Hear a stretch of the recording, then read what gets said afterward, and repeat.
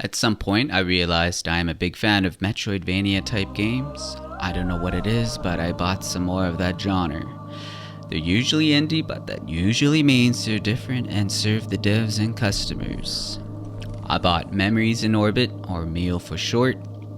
And as you know, indie games tend to come from passion, from the heart, rather than corporate sales or how much money or monetization, I guess. So that's why I kind of prefer indie games, honestly. 3 hours into the game with 2 bosses down already, you are a small robot fending in a huge world.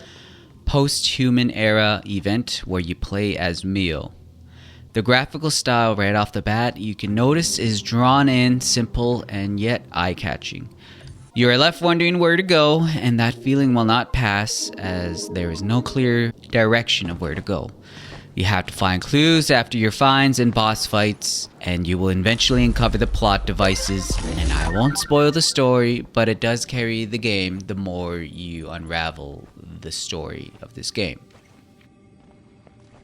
So MIO unfolds with typical Metroidvania elements such as open world, boss fights, gaining movement abilities, finding shortcuts to your main spawn points, exploring different routes, upgrades, collectibles, and merchants.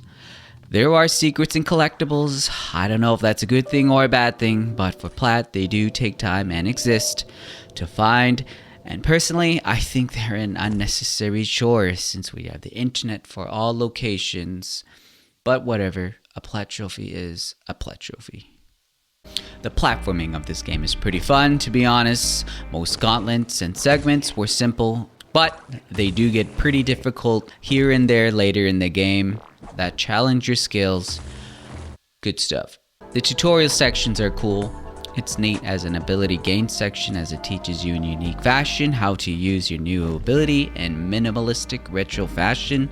MIO has 3 different upgrades, slot upgrades, DPS bonus upgrades, and armor upgrades.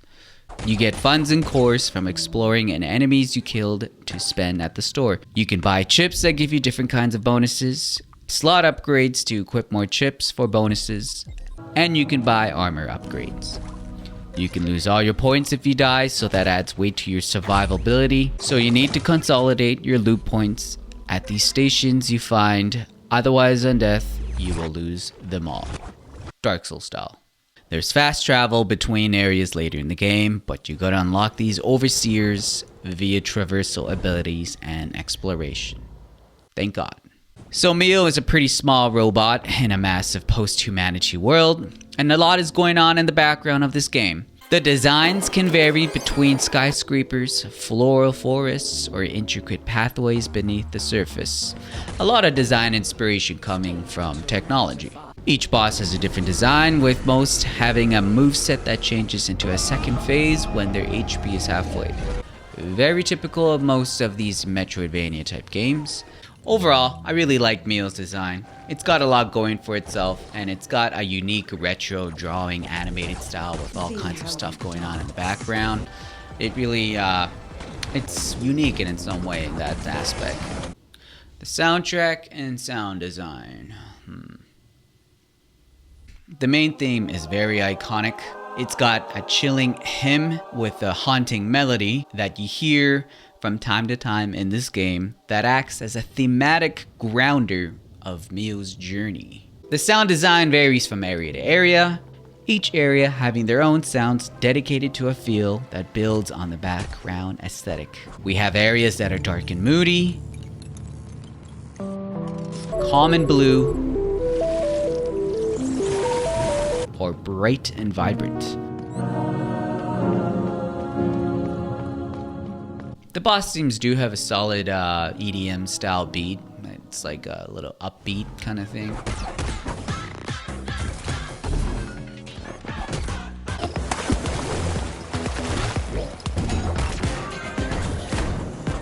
The music here is good and very purposeful.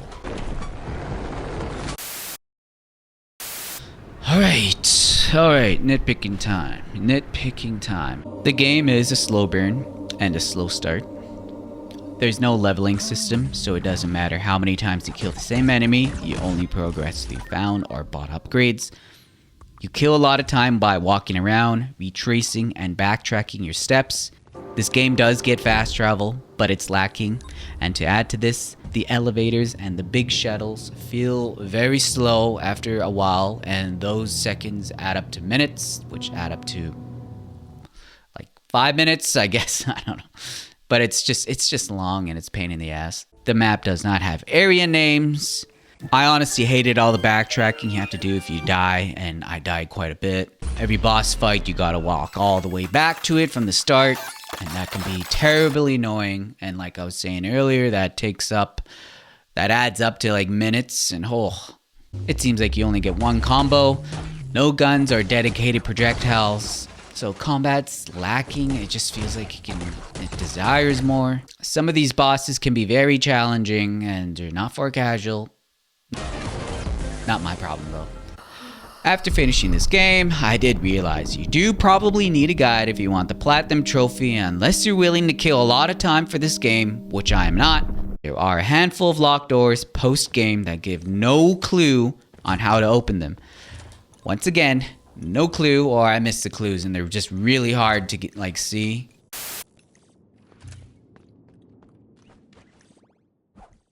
I also don't want to retrace the map for the clues.